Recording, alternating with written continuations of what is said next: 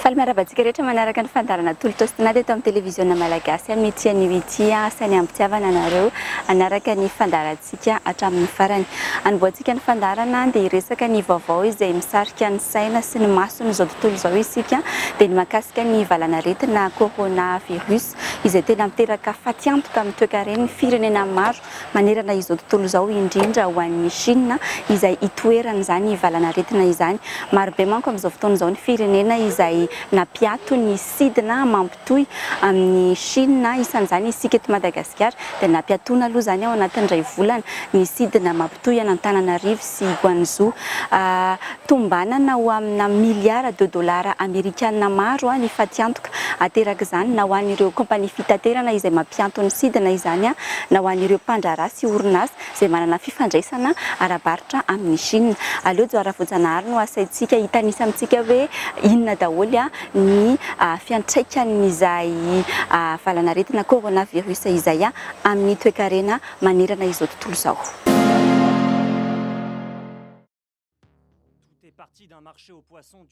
Tsy hiadian-kevitra fa miantraika tanteraka amin'ny toe-karena maneran-tany sy ny toe-karena isam-pirenena ny valanaretina coronavirus.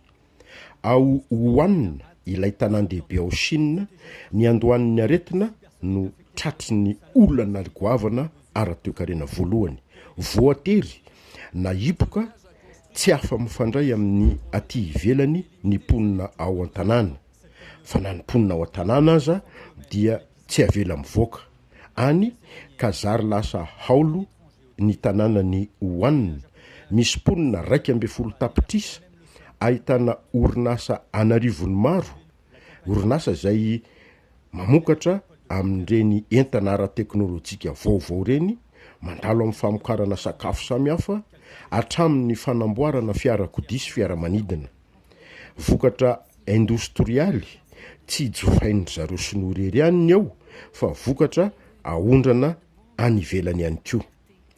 Ny hôpitaly sy ny farmasia sisa no be olona mifamezivezy fa ny arabe mikodana ao Wuhan dia haolo mangina tanteraka. Izany no hohanina amin'izao fotoana, mihidy tanteraka amin'izao tontolo izao. Eny fa na dia ny samy ao Chine aza dia tsy afaka mifamezivezy amponina ao Wuhan. Anika raha vao mahita sinoa na olona kely maso fotsiny aziatika ny olona ty ivelany amin'izao fotoana dia toa miatakataka sao no mamindra coronavirus. Tsetsatsetsaritra ihany iny. Fa dia miantraika amin'ny toe-karena ity valanaretina ity. Saika manafoana ny sidina miditra sy mivoaka amin'ny Chine avokoa ireo kompania mpitaterana ka anabakavaka goavana eran-tany toy ny British Airways, ny American, ny Air France, ny Lufthansa, ny kompania japonais, ny any Hong Kong ny Cathay Airways, dia isan'izany koa ny Air Madagascar. Santonan'ireo dikan'izany olona anetsiny maro no tsy afaka ho an'ny Chine. Ny akamoron'ireo moa dia mpandraharaha, mpividy entana, mpiasa, mpizahatany. Fatiantoka izany. Fatiantoka na ho an'ny kompania sy ny asa manodidina ny kompania anabakabaka ireny, na ho an'ny manandraharaha amin'ny Chine sy ny manandraharaha amin'ny Sinoa.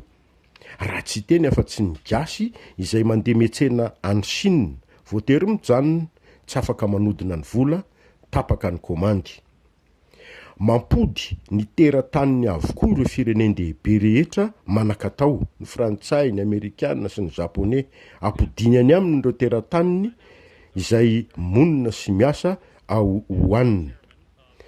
Zareo rosianina koa zao dia nanapa-kevitra anidy ny sisin-taniny amin'ny Chine.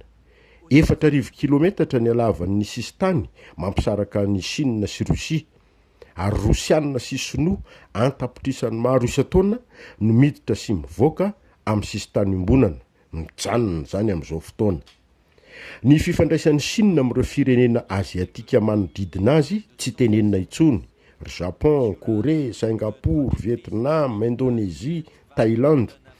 Fifanakalozana ara-barotra amina miliara $, no mikatso amin'izao fotoana izao.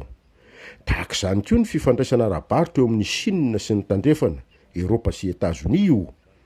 miteny ny tandrefana indrindrysika fa mandehabe zao ny resaka ny Chine fa to tetikady ny tandrefana ity fankalazana be ny valanaretina coronavirus ity. Ambarany sinoa fa 1,400 million ane nisan'ny mponina ao Chine, nefa tsy misy afa-tsy anjato ny mbola namony ainy ary anarivo ny monjany marary. Ireo olona tratry ny coronavirus any amin'ny firenena kafa nefa koa azo isaina amin'ny ratsan-tanana, kanefa dia izao ahelo ny tandrefana mafy toy ny loza amina tambo be zao ity coronavirus ity. Fihevitry ny sinoa zay ny hevitry zareo. Ny sinoa zay mahita fa manao propagandy anaratsiana azy no ataon'ny tandrefana no ny tahotra ny tandrefana ny firoborobon'ny toekaren'ny sinoa ary dia ny tandrefana matahotra mafy an'izany. Ambaran'ny sinoa fa efa hita ihany koa ange ny fanafody fanefitry ny coronavirus asa aloha fa ny valala misy ny plaza mahay fa de samy manao zay iarovatena aloha ny isa-pirenena. Ny azo antoka dia toe-karena iray manontolo, toe-karena tsy hitanonono simba eto tany vokatry zao valanaretina coronavirus izao.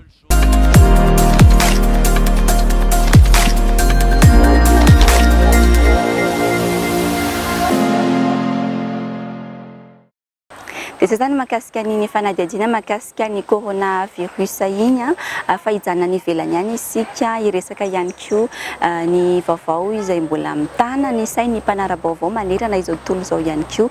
Dia tsy inona izany ihany fa ny fionana tampony teo amin'ny Grande-Bretagne sy Afrika izay samba no nisy an'izany no tanterahana andro vitsivitsy ny alohan'ny ialany Grande-Bretagne tao anatin'ny vondrana Europeana tamin'ny faran'ny volana Janoary lasa teo. Mitady faritra vaovao iaraha-miasa manko ary zareo Britanika ary aty Afrika no heverin'izy ireo anatanterahana izany. Hitombo be araka izany ny fampiasana vola ho ataon'ny Grande-Bretagne aty Afrika aty raha nambarany Prime Ministre Boris Johnson. Ireo mpitondra Afrikana ihany koa dia tsy misalasala mihitsy maneho ny fahavononany iara-iasa amin'ny Grande-Bretagne. Joara Voajanahary no mitondra antsika ny fanadihadiana mahakasika izay. I Grande-Bretagne no firenendehibe farany ny antsony Afrikanina amin'ny ankapobeny iara-iasa aminy. Efa manao izany mantsy ry zareo Frantsay, ny Rosiana, ny Sinoa, ny Turka, ny Japonais, ny Indiana. Manomana fionana an-tampony miaraka amin'ny firenena aty Afrika ireo firenena rehetra ireo mamaritra izay fiara-miasa eo amin'ny Afrika sy ny firenena tsirairay avy. Dia io ndray koa zany Grande-Bretagne fa mba manao an'izany. Firenena Afrikanina 12 no nasain'i Boris Johnson na Prime Ministre Britanika nivory niaraka taminy tany Londres tamin'ity volana Janoary ity. Filoham-pirenena sy filoham-panjakana 40 no tonga. Toandry Uhuru Kenyatta filoha Keniana, ry Mahamudu Buhari an'ny avy any Nigeria, ry Paul Kagame Rwanda, Alpha Condé Guinée, ry Al-Sisi Egypte, ry Etienne Tshisekedi République démocratique ny Congo sy ny hafa. 12 iateo ny firenena voasa tany Londres. Ny firenena Afrikanina izay nozanahany Britanika moa no maro fa tonga ihany koa ireo nozanahany Frantsay ary maromaro mihitsy no tonga tany.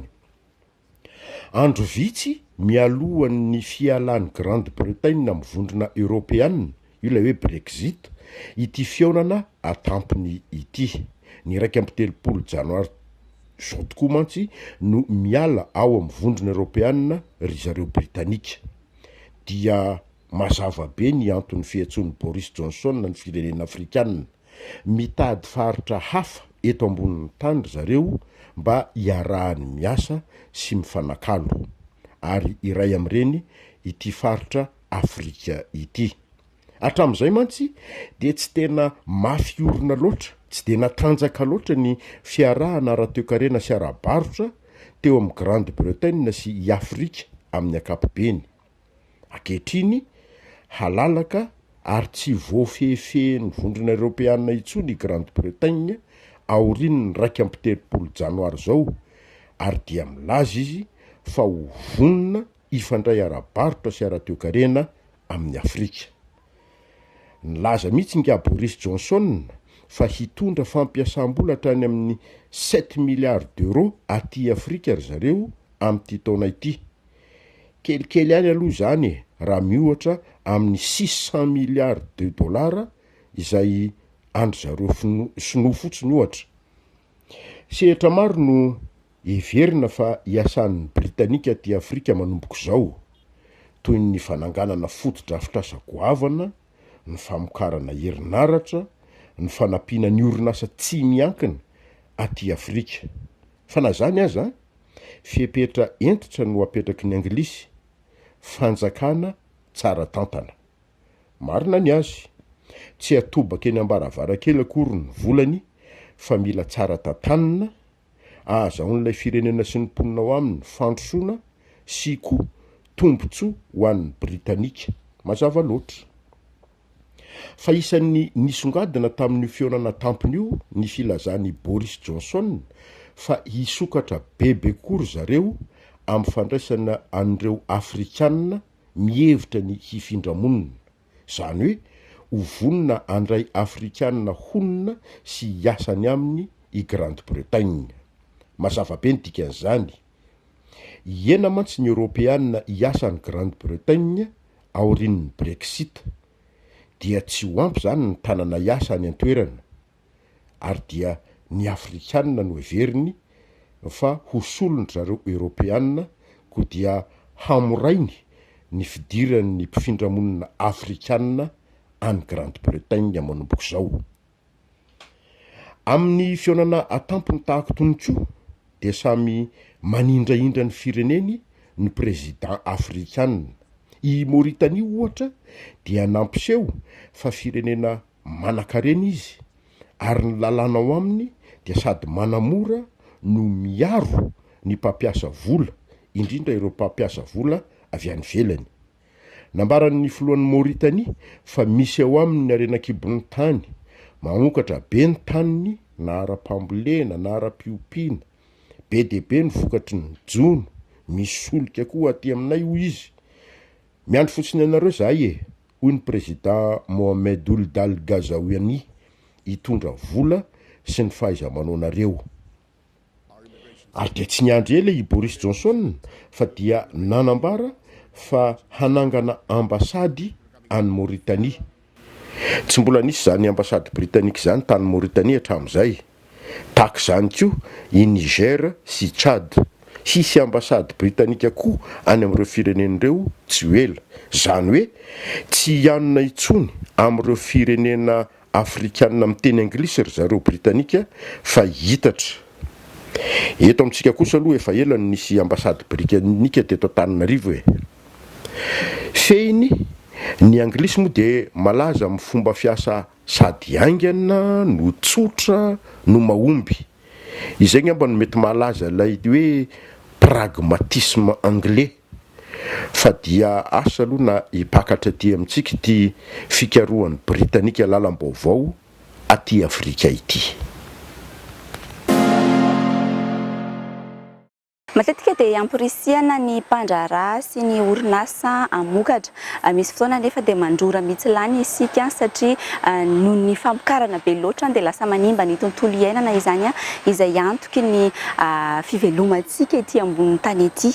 Raisitsika ohatra amin'izany ny famokarana an'itony akanjo izay anaovantsika itony satria raha ny fanadihadiana dia ny orinasa izay mpamokatra akanjo zany no tena mpanimba indrindra ny tontolo iainana. Voalohany indrindra amin'izany ny famokarana ny akora fototra satria raha ny landihazo na ny coton fotsiny zao dia mandany rano be mihitsy ny fambolena n'ireny landihazo ireny. Eo ihany koa ny fampiasana ny pesticide maro isan-karazany.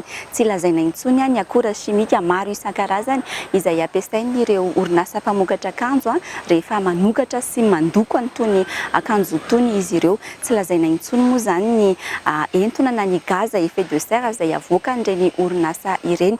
Natao ampieritreretana antsika ity fanadihadiana manaraka ity. Fitoerana akanjon'olona iray ity, ahitana lobaka drinina valo, misoratra sivy, palitao 5 amin'ny lokony isan-karazany, akanjo mainty 7 sy ny sisa. Tena maro ny olona be akanjo tahaka izao.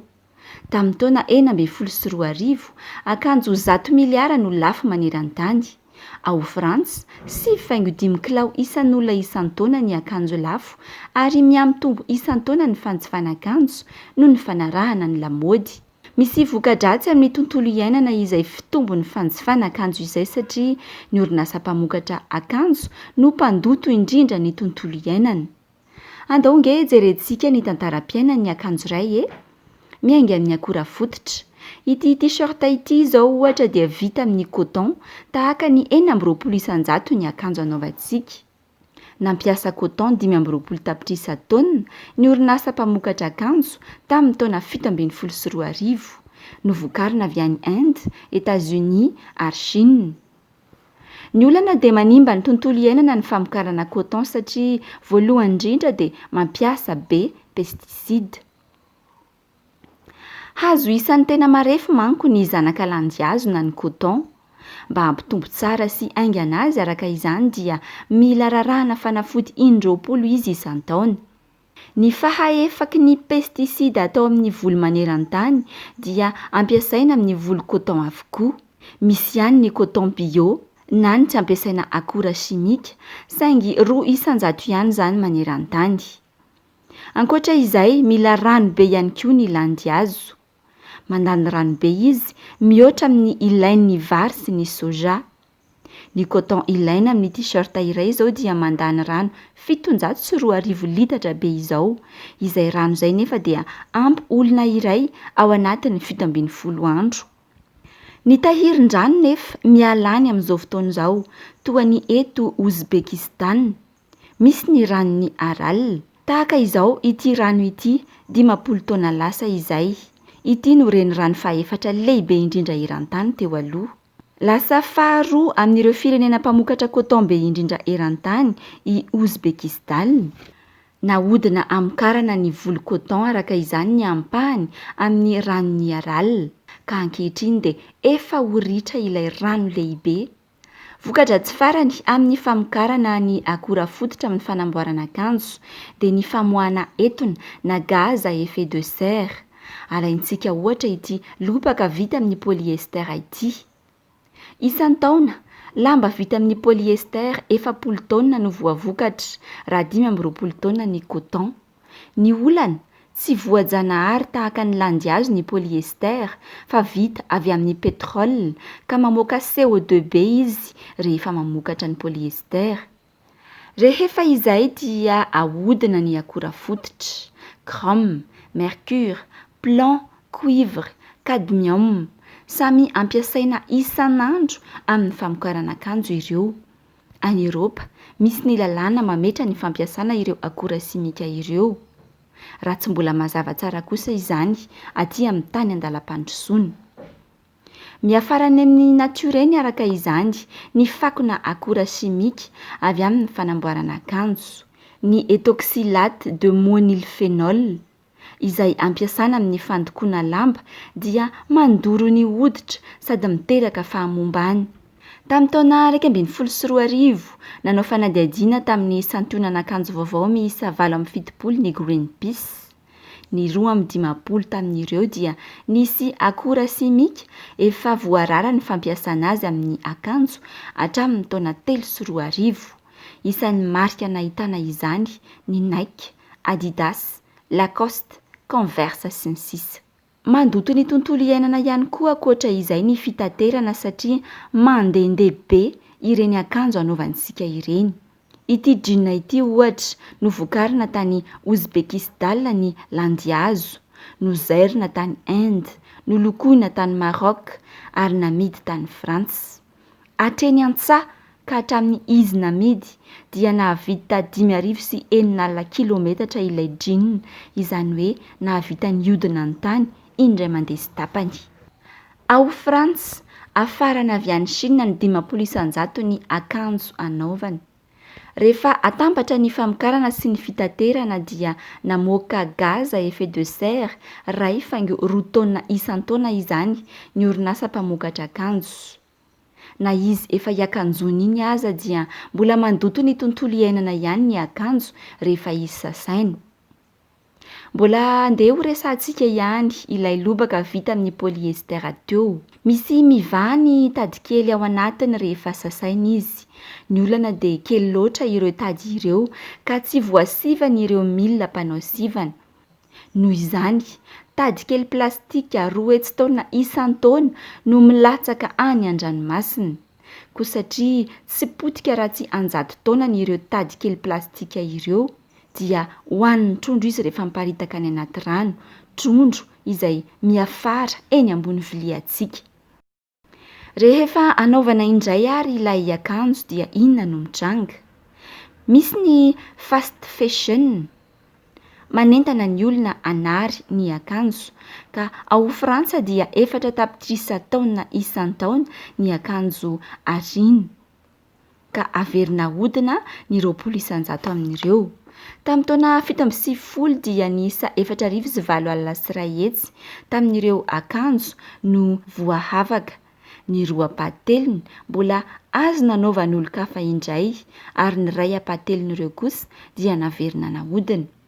Misy ny marika akanjo sasany efa mandray fepetra amin'izay fiarovana ny tontolo iainana izay. Hatramin'ny taona 2014, orinasa toa ny CM, Levi's, Mango dia manaraka ny tetikasa Detox karakarain'ny Greenpeace.